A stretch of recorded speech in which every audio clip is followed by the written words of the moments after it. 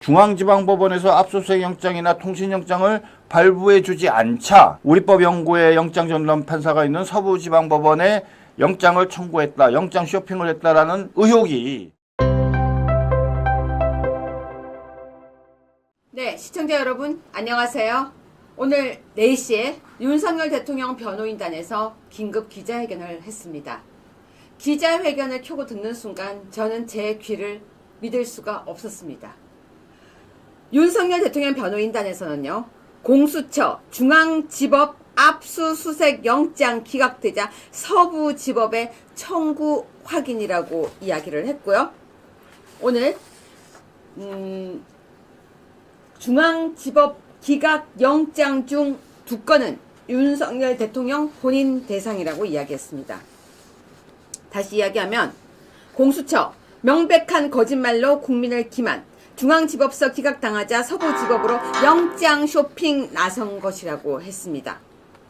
자, 오늘요, 홍장원의 외계인 언어 같은 메모도 우리에게 충격을 줬는데, 공수처 중앙지법에서 압수수색 영장이 기각되니 서부지법에 청구를 해서 대통령을 구속을 했다면 이거는 어떤 사태라고 이야기를 해야 될까요?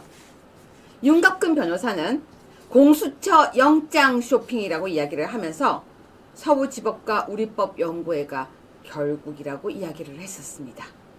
자, 이 부분에 대해서요, 중수부 검사 출신이시죠?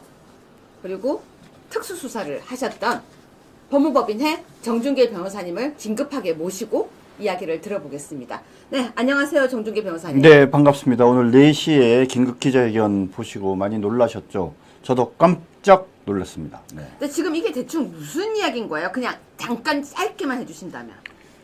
여러분들 기억하실 거예요. 윤석열 대통령에 대한 체포영장을 공수처가 청구를 하는데, 네. 갑자기 뜬금없이 서부지방법원에 영장을 청구를 하면서 왜 서부지방법원이지? 중앙지방법원에 해야 되는 거 아니야? 지금까지 중앙지방법원에 하는 게 너무나도 당연하다고도 생각해 왔는데, 네. 갑자기 서부지원에 하면서 당시에 많은 사람들이 의아해했습니다. 네네. 그러고 나서 그 다음에 나왔던 얘기가 뭐냐면, 공수처에서 중앙지방법원에 해도 되지만 서부지방법원에 해도 된다. 왜냐면은 윤석열 대통령께서 살고 계신 용산 곳이 영산이고 그 주거지를 관할하는 서부지원도 할 수 있게 돼 있다. 그래서 그때 실제로 서부지원에 영장을 청구할 수 있냐 없냐고 말이 막 많았어요. 네. 그래서 사람들이 다 뭐 청구할 수 있는지 없는지도 잘 모르겠지만 혹시 청구할 수 있더라도 왜 서부지원이냐. 그래서 거기 결국 서부지원에 우리법연구회에 영장 전담 판사가 있기 때문에 거기 간 거 아니냐. 영장 쇼핑한 거 아니냐. 이제 이런 의혹들이 제기가 됐는데, 네. 실질적으로 그것이 이제 의혹으로만 제기됐지 뭔가 확인된 게 없었어요. 그런데 오늘 이 긴급 기자회견 내용들을 보면 그 12월 30일 날 윤석열 대통령에 대한 압수수색 영장과 체포영장이 서부지방법원에 청구되기 전에 이미 12월 6일, 12월 8일 2번에 걸쳐서 영장, 압수수색 영장과 통신영장이 청구가 됐다가 기각이 된 경우가 있음이 밝혀졌어요. 그죠? 그러니까 결국은 이런 식으로 중앙지방법원에서 압수수색 영장이나 통신영장을 발부해주지 않자 서부지방법원에 우리법연구회 영장전담 판사가 있는 서부지방법원에 영장을 청구했다, 영장 쇼핑을 했다라는 의혹이 이제는 거의 확신으로 바뀐 그런 상황입니다. 자, 시청자 여러분께 오늘 이 기자회견 내용을 자세하게 알려드리기 전에 여러분에게 이런 이야기를 먼저 여쭤보고 싶습니다. 댓글로 우리 한번 힘내자고 응원해 주십시오. 윤석열 대통령을 이제 석방하라라고 우리가 다 같이 댓글을 쓰면서 방송을 시작하면 어떨까 싶습니다. 윤석열 대통령 석방하라. 윤석열 대통령을 석방하라. 자, 지금부터 여러분이 분노하실 만한 뉴스를 차근차근 소개해 드리겠습니다. 일단 37번 뉴스를 먼저 보여드리겠습니다. 자, 37번 어디에서 이 이야기가 시작했는지를 보여드리겠습니다. 주진우 의원입니다. 윤석열 대통령 수사 영장 기각을 제보를 받았고 공수처 반박에 재반박을 했습니다. 정 변호사님, 이 뉴스를 먼저 소개해 주세요. 네. 일단 주진우 의원을 이야기하기 전에 윤상현 의원부터 먼저 얘기를 할게요. 네. 당시에 아까도 말한 영장 쇼핑 의혹이 제기됐을 때 국회 본회의장에서 윤상현 의원이 이런 질문을 했어요. 서울중앙지방법원에 윤석열 대통령에 대한 체포영장을 청구한 적이 있느냐? 이렇게 물어보니까 대답할 수 없다 이렇게 얘기를 했죠, 당시. 네, 그렇죠. 그렇죠.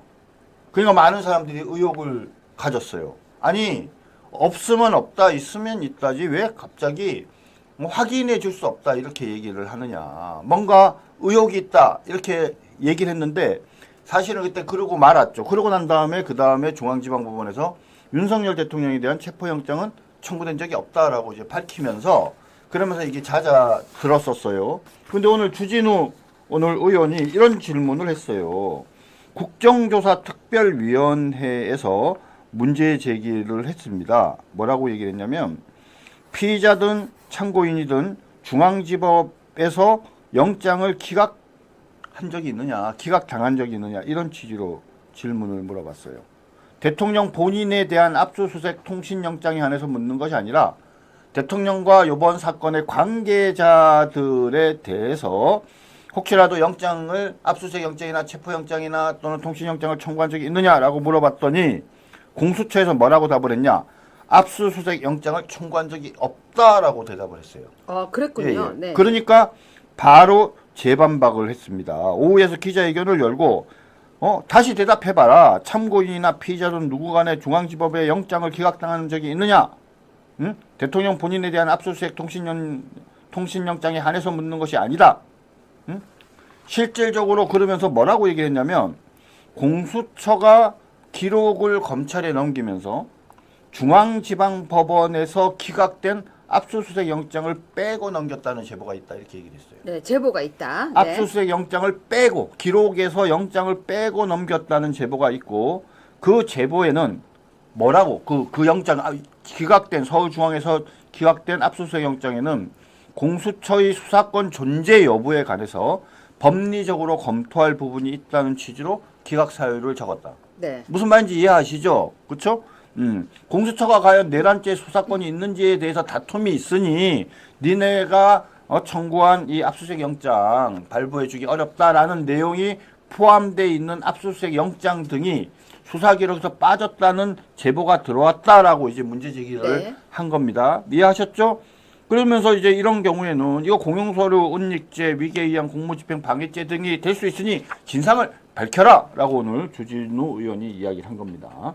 자, 그러면은 네, 말씀하세요. 네네. 근데 방금도 말씀드렸지만 만약에 지금 주진우 의원이 제기한 의혹 중에 제일 중요한 의혹이 뭐예요?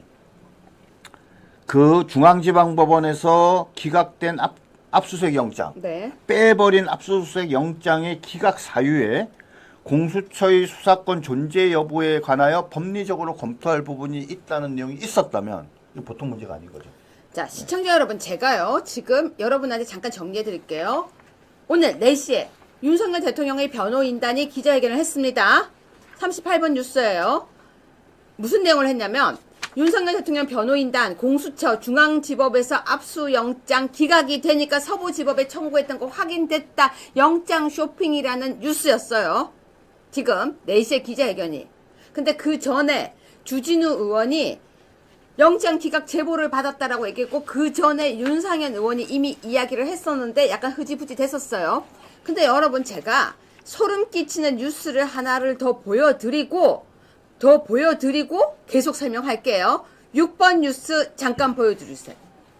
자, 여러분 이재명이요. 대통령이 되면 기존 재판이 정지되고 사법 리스크가 낙관적이라고 본대요. 그래서 제가 어제 이 얘기했죠. 이래서 그랬구나. 이래서 윤석열 대통령이 빨리 사라져야 되는구나. 이재명 재판 전에 사라져야 되는구나. 라고 제가 얘기를 했었어요. 자, 왜 이렇게 거대한 일들이 벌어졌는지를 보면 계속 처음부터 끝까지 이재명이에요. 그래서 제가 어제 뭐라고 했어요? 정중계 변호사님 모시고 이거 여쭤본다고 했죠. 정 변호사님, 이재명이 대통령이 되면 재판이 정지됩니까? 아니죠. 근데 왜 저런 기사가 나와요? 근데 저 이재명이 대통령이 되면 불소추 특권이 있잖아요. 네. 불소추 특권이라는 것은 수사 및 기소를 당하지 아니한다라는 거지. 아, 그러니까요. 재판을 받지 아니한다라는 얘기는 어디에도 불소추 특권에 포함이 안 돼요. 그런데 지금까지 이자들이 어떻게 했어요? 소추당하지 아니하기 때문에 수사를 받을 수 없는 윤석열 대통령도 소추만 안 되는 거니까 기소만 안 되는 거니까 수사할 수 있다.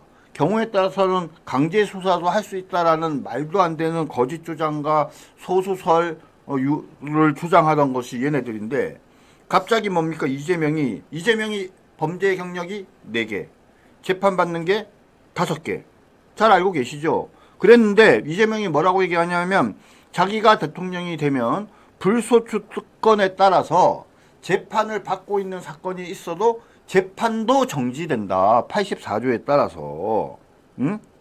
다수의 헌법학자들이 이 기존에 진행되는 재판도 대통령에 대한 재판은 내란 외환죄가 아니면 다 정지된다라고 보는 게 다수설이다 이렇게 얘기하는데요. 다수설이라고 얘기하는 게 뭡니까? 소수설입니다. 그러니까 참 이상한 게요. 제가 여러분한테 몇 번 얘기합니다. 왜 이렇게 윤석열 대통령을 지금 자꾸 한 방에 날려보내기 위해서 난리를 치는가에 대한 게 우리는 다 알았어요. 이재명? 그렇죠. 대통령 되는 거? 그거 원해서 라고 생각했는데 너무 대놓고 기사가 나오는 거예요. 이재명이 대통령이 되면 기존 재판이 정지된다. 근데요.